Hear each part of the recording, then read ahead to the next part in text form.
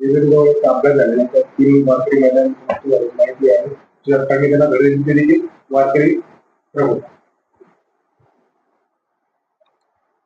वारकऱ्यांच्या या दिंडीमध्ये जो अपघात झालाय तो अत्यंत दुर्दैवी आहे. 3 महिलांचा त्यामध्ये मृत्यू झालेला आहे, 6 जण जखमी आहेत आणि ज्या ट्रकमुळे अपघात झाला तोही वारकऱ्यांचाच होता.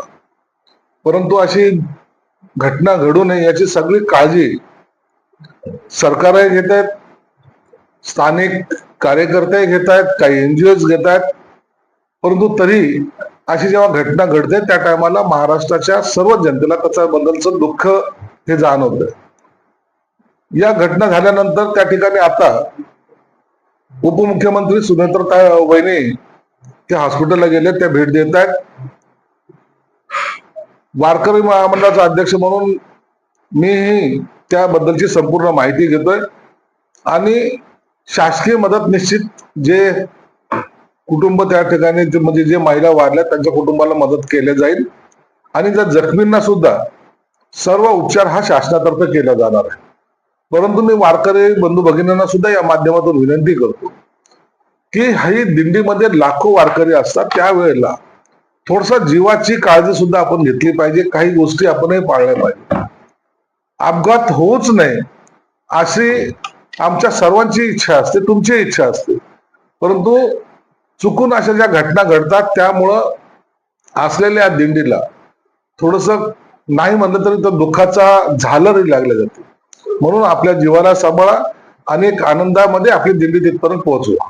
एक धाराशिवची घटना आहे. वारकऱ्यांना वाटण्यासाठी संत गजानन महाराजांची वाडी चालली होती. तिथे काही कोल्ड्रिंक्स आणि काही पेय आणली. ती पिऊन सुरुवातीला नर्सेसला विश्वास आणि सुदैवाने वारकऱ्यांपर्यंत पोहोचलं नाही, नाहीतर मोठा घात झाला असता. ती जी काय पेय आणलीत आता त्याच्यावर बंदी घातलेली आहे, त्यांचं सगळं सीलही केलेलं आहे.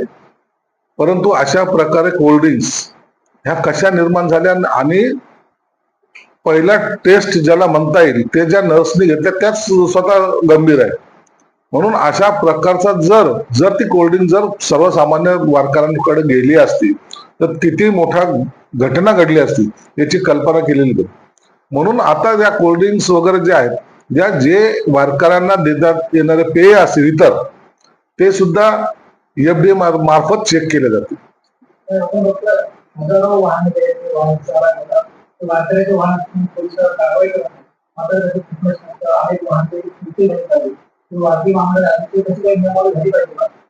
बघा, नियमावली आपण या वारकरी संप्रदायाचे जे असतात, सर्वजण लोक जे असतात अत्यंत भक्तिभावान जात असतात. हे काही बिझनेस नाहीये. ह्या ट्रक्स वगैरे जे असतात ते त्यांच्या गावातले असतात, खेड्यातले असतात, ते काढतात जातात घेऊन जातात. म्हणून त्याला सहानुभूतीने पाहिलं पाहिजे. म्हणून आम्ही त्यांच्याकडे पाहताना सहानुभूती दर्शवतो. प्रत्येक गाडीला फिटनेस पाहिजे, फिटनेस घेणं आवश्यक आहे, खरं तर ते बंधनकारक सुद्धा आहे. परंतु एखाद्याने जर घेतलं नाही तर त्याच्याकडे थोडासा कानाडोळा हे आम्ही करत असतो, यासाठी की ज्या भक्तिभावान ते जात असतात त्यांना अडखतही नको. पुन्हा ते वाहन जर अडवलं तर त्याच्यात असलेलं मटेरियल, त्याच्यात असलेलं सामान हे सर्व त्या ठिकाणीच राहतं आणि मग त्याची ती वारी कंप्लीट होणार नाही. म्हणून थोडासा सहानुभूतीचा अंश आम्ही त्या ठिकाणी दाखवत असतो. परंतु तरी सर्व वारकऱ्यांनी आपल्या ज्या गाड्या असतात ना त्याचे फिटनेस करून घेतले पाहिजे. तुमच्यासाठी चांगलं आहे. तुम्ही जेव्हा जाता त्या टायमाला तुमची गाडी मध्ये बंद पडू नये किंवा ती गाडी चांगल्या स्थितीत असावी, हा त्याचा मागचा आमचा हेतू असतो. ही भावना सुद्धा सर्व या दिंडीमध्ये सहभागी होणाऱ्या वारकरी संप्रदायाने सुद्धा समजून घेतली पाहिजे. राजकीय प्रश्नांच्या महाराष्ट्राच्या राजकारणात मुख्यमंत्री देवेंद्र फडणवीस नावावर एक नवा विक्रम सर्वाधिक काळ मुख्यमंत्रीपद 3 वेळा मुख्यमंत्रीपद असा एक नवा विक्रम शरद पवारांना माहिती आहे. देवेंद्र फडणवीस महाराष्ट्र राज्याचे लाडके मुख्यमंत्री, त्यांना आमच्या पक्षातर्फे आमच्यातर्फे सुद्धा मनापासून हार्दिक शुभेच्छा.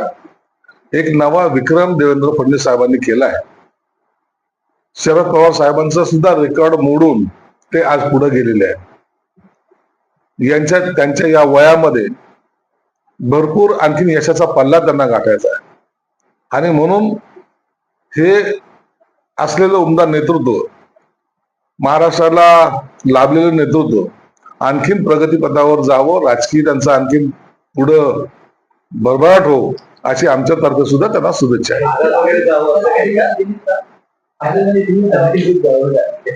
त्यांनी कुठं जावं हा निर्णय त्यांचा असतो, परंतु आज त्यांनी रेकॉर्ड मोडलाय, या आनंदाचे आम्ही त्यांना शुभेच्छा देतो.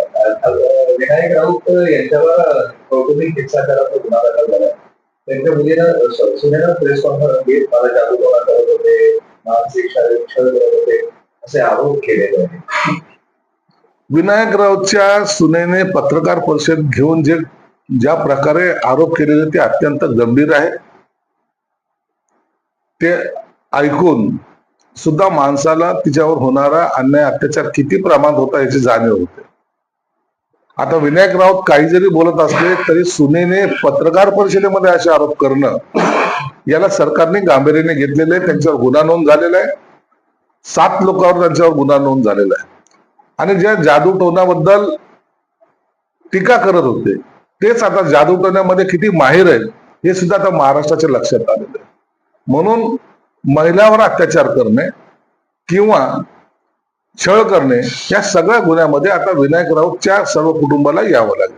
एक बातमी आहे, राज्यातील मागासवर्गीय विद्यार्थ्यांच्या वसतिगृहांची तैनात आहे, त्याने हा झटका ठेवला आहे असं सांगितलं. निश्चित आहे, काही मागासवर्गीय हॉस्टेल जे आहेत जे भाड्या तत्वावर आम्ही घेतलेले आहेत अनेक वर्षापासून आहेत, ते आता आम्ही एक एक काढण्याचा प्रयत्न करतोय. जे खात्याचे जे काय हॉस्टेल आहेत त्यांना सुद्धा मोठ्या प्रमाणात निधी आम्ही दिलेला आहे. नवीन हॉस्टेलची निर्मिती सुद्धा आम्ही करतोय. आणि म्हणून आता यापुढे ही दैनंदिन अवस्था होऊ नये याचा प्रयत्नांचा विभाग करतोय. मुंबईमध्ये वाहतूक बंदी होऊ नये म्हणून इन्फ्रास्ट्रक्चर तयार करतोय, मोनो रेल्वे रस्ते तयार केल्याचं तुमच्या सरकारला दावा आहे. तुमच्या उपमहापौर आहे, त्यांचं म्हणणं आहे वाहतुकीमुळे कोणती मी त्रस्त झाली आहे, मला महापौर बंगल्याच्या बाजूला एक बंगला देण्यात किंवा माझी वाहतूक पंडितला सुद्धा. त्यांनी ते विधान केलेले. दादर सारखा एरिया आहे, गजबजलेला एरिया असतो. 25 वर्षाची साचलेली घाण आता काढायला थोडा उशीर जरूर लागतोय, परंतु वर्षभरात त्यांची सुद्धा अडचण दूर होईल. उपमहापौरांना घर द्यावं नाही, उपमहापौराला घर द्यायचा असा नियम नाही आहे, म्हणून त्यांना घर देता येणार नाही.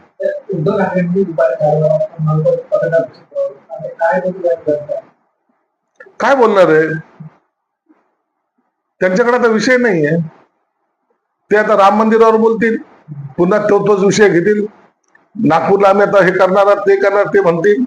त्यांनी खरं तर विनायक राऊतवर बोललो पाहिजे, त्यांनी संजय राऊतवर बोललो पाहिजे, त्यांनी महाराष्ट्राच्या राजकारणावर बोललो पाहिजे. परंतु 2-4 टोमणे मारणे हा त्यांच्या त्या पत्रकार परिषदेचा हेतू असावा. यापेक्षा दुसरं काही त्या पत्रकार परिषदेमधून निघणार नाही. मॅन्युअलमध्ये जो माणूस पडला त्या कॉन्ट्रॅक्टरच्या सगळ्यांना नोटीसही पाठवण्यात आल्या, मात्र उत्तर देण्याचं सुद्धा स्वारस्य या कॉन्ट्रॅक्टरही या लोकांमध्ये नाही असं पुढे आले. जुमानत नाही या महागाईवर जुमानत नाही असं जर असेल तर त्यांनी तातडीने त्या कॉन्ट्रॅक्टरला काळ्या यादीत टाकलं पाहिजे आणि त्याच्यावर फौजदारी स्वरूपाचा किंवा मनुष्यवधाचा गुन्हा दाखल केला पाहिजे. जर तो आधी एवढे मस्तवाल जर कॉन्ट्रॅक्टर होत असतील तर मग सर्वसामान्याच्या जीवाला धोका निश्चित पोहोचतो. म्हणून याच्यावर कठोर कारवाई केली तर मागच्याला ठेस पुढचा शहाणा असं आपल्याला करता येईल. पाऊस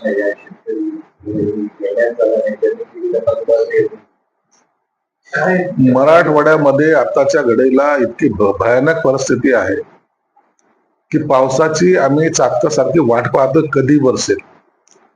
शेतकरी स्वतः मशागत करताना आपण पाहताय, ज्यांच्याकडे बैल नाही ते स्वतः माणसं ते शेतीची मशागत करतायत, नांगराला ते स्वतः लागलेले, परंतु पावसाचा पत्ता नाही. ही जर परिस्थिती पुढे कायम राहिली तर सर्वात मोठा दुष्काळ या मराठवाड्यात पडेल, विदर्भात पडेल अशी एकंदर स्थिती आहे. म्हणून सरकार सुद्धा याच्याकडे गांभीर्याने पाहतंय आणि रोजच्या रोज बिघडणारी परिस्थिती. आज जर शेतकऱ्याला पेरावं का नाही पेरावं हा जो प्रश्न निर्माण झालाय याची सरकार निश्चित काळजी घेईल. आणि मला वाटतं या संदर्भामध्ये उद्या कॅबिनेटच्या नंतर तातडीची बैठक सुद्धा मुख्यमंत्र्यांनी बोलवली.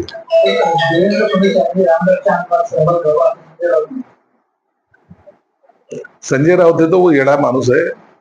त्यांनी काय देवेंद्र फडणवीस हे राम मंदिरच्या आंदोलनात सुद्धा सहभागी झाले होते.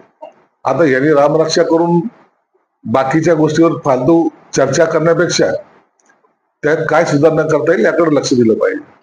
आपल्या छत्रपती संभाजीनगरला बदलनगरमधील महेश कुमार हा युवक होता. तो मोर्शीतील दुर्घटनेत वारला. 17 दिवसापूर्वी त्याला मृत्यूवर परत कारवाई अशी माहिती. तर एकूणच या सगळ्या लोकांच्या होण्यासाठी जबाबदार कोणाला करावं म्हणजे ती दुर्घटना घडलेली आहे. आता ती घटना जर तुम्ही पाहिली असेल, तो कचऱ्याचा सगळा जो प्रकार जो पाहिलाय तो अत्यंत भयानक आहे आणि कोणी कल्पना सुद्धा केली नव्हती. अचानक घडलेली घटना, त्याच्यामध्ये ज्या 9 जणांचा मृत्यू होतो आणि ती घटना प्रत्येक माणसाचं मन हेलवणारी घटना आहे. म्हणून आता ह्या घटनेकडे आता सर्व दुःखित आहे, त्याचं सर्वांनाच त्याची कल्पना आहे. परंतु त्या घटनेमधून आता बोध घेण्यासारखं सुद्धा आहे की कचऱ्याचं एवढे मोठे टावर सारखं उभं राहतात आणि ते अचानक कोसळल्यानंतर काय घडू शकतं, हे दुर्लक्ष ज्यांनी केले त्यांच्यावर सुद्धा कारवाई झाली पाहिजे.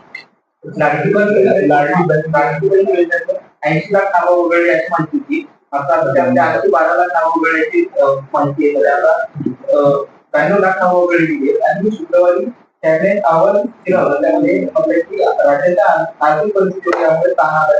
या योजनेअंतर्गत 3,541 कोटी रुपयांचा खर्चाचं कोणतेही समर्थन होऊ शकत नाही. बघा, लाडकी बहीण योजना सुरू केली हे सरकारला कल्पना आहे की या खर्चामुळं निश्चित सरकारच्या तिजोरीवर ताण येणार आहे. हे लपून राहिलेलं नाही. परंतु लाडकी बहीण योजनेच्या माध्यमातून सर्वसामान्य भगिनीला तिच्या पायावर उभं राहण्यासाठी, तिचा संसार चालवण्यासाठी, तिच्या मुलाबाळांचा सांभाळ करण्यासाठी ही दिलेली रक्कम ही आम्ही जाणून बुजून दिलेली आहे. आम्हाला हे ताण पडतो हे माहिती असून सुद्धा दिलेली. परंतु याचा अर्थ असा होत नाही की कुणाला सहकार्यच करायचं नाही. हे लाडक्या बहीण योजनेमध्ये आज तुम्ही त्या बहिणींकडे पहा, त्यांना एक आधार मिळालेला आहे. म्हणून ही योजना बंद आम्ही कधीच होऊ देणार नाही. ही योजना चालू राहील. आता राहिला प्रश्न, अनेक लोकांची नावं का वगळले जात आहेत?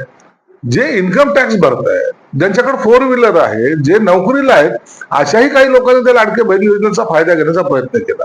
इव्हन काही लोकांनी तर पुरुषांनी त्याच्यामध्ये नाव नोंदवले महिला म्हणून, त्यांची नावं वगळल्या गेलेली. म्हणून ज्यांची नावं वगळले जातात ते त्या योजनेला पात्र नाही म्हणून वगळले जातात. परंतु याचा अर्थ काही लाडकी बहीण योजनेमध्ये कट मारतोय किंवा त्यांना मदत पुरवायची नाही असं नाही.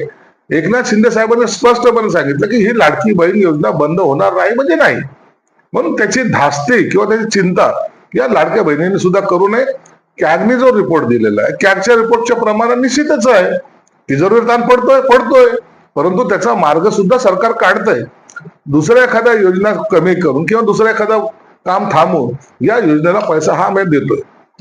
लाखो शेतकऱ्यांना वगळण्याचा सरकारचा आहे. आता शेतकऱ्यांना वगळायचं असं नसतं होत कधी. हे अचानक हवेत केलेले यांनी आरोप आहेत. मग कर्जमाफी द्यायची नसेल तर मग ही घोषणा कशाला करायची? अहो, शेतकऱ्याला द्यायचंय म्हणून तर ही घोषणा असतात ना. वगळून 0% कर्जमाफी दिली, काय उपयोग होतो त्याचा? विरोधक जे काही आरोप करतात ते बेसलेस आरोप असतो. त्यांना माहिती नसतं की ते काय आकडा काय काहीच माहित नसतं. परंतु दर आठवड्याला त्यांनी ह्या गोष्टी बोलण्याच्या ऐवजी फायनान्स मधून दर आठवड्याला शेतकऱ्याच्या खात्यावर किती पैसे गेलेत हे जर चेक केलं ना तर त्यांना तो कळेल आकडा कितीचा आहे, कसे पैसे पाठवलेत आणि कोणत्या भागातले कोणते शेतकरी आहेत. म्हणून सरकारने घेतलेली भूमिका अत्यंत ठाम आहे आणि ती शेतकऱ्याच्या हिताची आहे. लाडकी बहन योजना में पिछले 10 लाख लाभार्थी थे, इस महीने 12 लाख जो लाभार्थी होकर हो गए और खास बात ये कि 14,000 पुरुष लाभार्थी इसका लाभ ले रहे थे इस योजना। यही बात है लाड़की बहन योजना में, ये जो बहुत कम स्तर की जो लाड़की बहन योजना में जो सहभागी वो बहनों को ये लाभ देने की योजना है। जो कुछ कमाते नहीं, घर बैठे हैं, उनके लिए ये योजना थी। लेकिन अभी हुआ ऐसा है कि जिसके पास 4 व्हीलर है, जो इनकम टैक्स भरता है, वो भी लाड़की बहन योजना में है, तो वो लोगों के नाम कम की है। अब आपने ही बताया कि 14 लाख लोग जो आदमी उसके अंदर इंसान होते, तो ये लोगों का नामा उसमें से कम होते जा रहे। लाड़की बहन योजना से सरकार के तिजोरी पे बोझा जरूर आया है, लेकिन सरकार उसके अंदर पर्याय निकाल रही है। इसके लिए हम लाड़की बहन योजना बंद होने नहीं देंगे। लाड़की बहन योजना हमारी चालू रहेगी। रामदास अठवले ने एक बयान दिया है उसमें उन्होंने कहा है कि जल्द ही उबाटा के 15 विधायक शिवसेना में दाखिल होंगे। रामदास आठवले साहब ने जो कहा है, शायद उनकी जो मंशा या तो इच्छा है वो जल्दी पूरी करने की हम कोशिश जरूर करेंगे, लेकिन ऐसा वातावरण तो महाराष्ट्र में फिलहाल तो दिख रहा है कि उबाटा में अब कोई रहना नहीं चाहता। बाबा रामदेव का एक बयान सुर्खियों में है जिसमें वो कह रहे हैं कि भारत जब हिंदू राष्ट्र बनने जा रहा है, जब हिंदू राष्ट्र बनने में तो बाकी लोगों को डरने की जरूरत नहीं है क्योंकि हम सबके पूर्वज सनातनी हिंदू और आर्य वैदिक थे। बाबा रामदेव जी ने क्या कहा है ये उनका वैयक्तिक मत है। सरकार के तरीके से काम कर रही है, क्या बनेगा नहीं बनेगा, लेकिन ये एक बात तय है कि ये राष्ट्र उन्नति की ओर जा रहा है, महासत्ता बनने जा रहा है और उसी के साथ हिंदुत्व का नारा भी साथ में लेके चल रहा है।